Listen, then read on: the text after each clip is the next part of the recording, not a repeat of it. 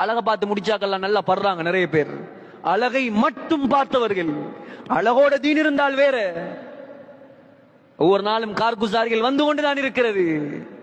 சகோதரர்களே, இவர் இன்னொருவரை கூட்டிக் கொண்டு பெண் கேட்டு வாரார். யாருக்கிட்ட? ராபியாவே. ராபியா திரைக்கு பின்னால் போய் மறைந்தார். மறைந்துட்டு கேட்டார், என்ன வந்திருக்கிறீங்க?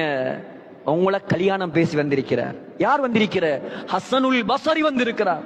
சுபஹானல்லாஹ். விடுவாங்களா இப்படி ஒரு பெண்ணுக்கு இப்படி ஒரு மாப்பிள்ள வந்தா? விடுவானா யாராவது? பொண்ணுவானாண்டாலும் பாப்பா பிடிச்சி அவடத்த தாலியை கட்டு. நடக்குமா இல்லையா நம்ம ஊர்கள்லண்டா? அந்த பெண் கேட்டா, அப்படியா, நான் 4 கேள்வி கேட்பேன். பொன் பார்க்க வந்த மாப்பிள்ளைக்கு வட்டலப்பம் கொடுக்காம கேள்வி கேட்கிறா. 4 கேள்வி கேட்பேன்.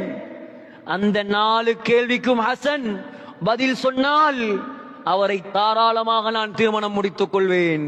பெண்களே நன்றாக கேளுங்கள், பெண்கள் அவசியம் கேளுங்கள். உலகத்தில் இப்படியும் பெண்கள் வாழ்ந்திருக்கிறார்கள்.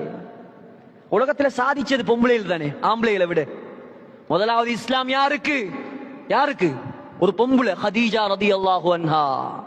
முதலாவது ஷஹீத் யாரு? ஒரு பொம்பளை, சுமையா ரலியல்லாஹு அன்ஹா. இமாம் புகாரியை உருவாக்கினது யாரு? ஒரு பொம்பளை. இமாம் ஷாஃபியை உருவாக்கினது யாரு? ஒரு பொம்பளை. இமாம் இப்னு ஹஜர் அஸ்கலானியை உருவாக்கியது யார்?